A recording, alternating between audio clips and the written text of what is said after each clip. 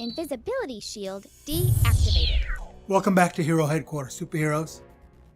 I'm sure Dr. D and Poof have been busy plotting new attacks. I'll need your help deciding which superhero should be deployed to fight their villainy. Are they planning an underground attack? So an airborne attack. Is the object they are launching bigger or smaller than a car?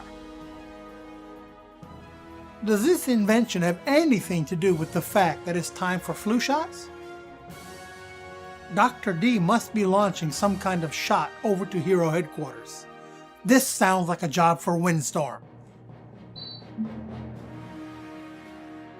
God has given her the superpower to generate great winds. This is a dangerous mission because she could be infected with whatever those hooligans are firing at us.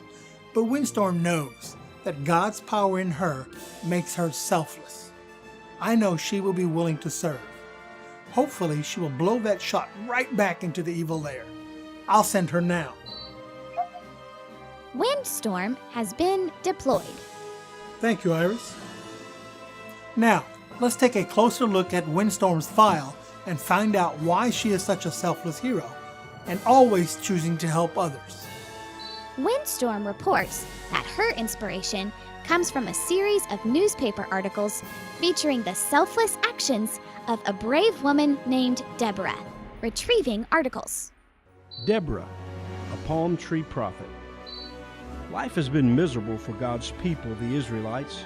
Because they chose to disobey God, He has handed them over to a ruthless king named Jabin. Jabin has a powerful army with 900 iron chariots. The commander of his army is Sisera. However, the Israelites have a selfless leader named Deborah. She is a prophet who sits under the palm tree of Deborah, giving the people advice and settling any arguments that they have. Barak summoned to fight Jabin's army. The Lord gave a message to Deborah for his servant Barak. She told Barak, "I have a message for you from the Lord God of Israel. You are to get together an army of 10,000 men from the Naphtali and Zebulun tribes and lead them to Mount Tabor. The Lord will trick Sisera into coming out to fight you at the Kishon River. Sisera will be leading King Jabin's army as usual, and they will have their chariots, but the Lord has promised to help you defeat them." God's plan is to draw Sisera, the commander of the evil king's army, into a trap. Then Barak and his army will be able to defeat Sisera. Barak refuses to fight. Deborah has given Barak a command from God to go and fight Jabin's army. But Barak is afraid. He told Deborah, "I'm not going unless you go." It is Barak's job to command the army and go into battle, but he wants Deborah to go with him.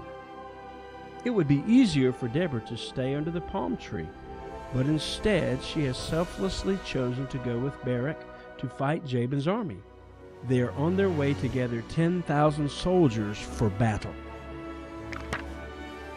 Battle 1. Sisera escapes. Deborah has gone with Barak to battle Jabin's army at the Kishon River. They gathered 10,000 men, and things are happening exactly as God said they would. God trapped Sisera and his army so that Barak and Deborah were able to defeat them. Sisera has escaped, but witnesses report that he has been killed while hiding in a nearby tent.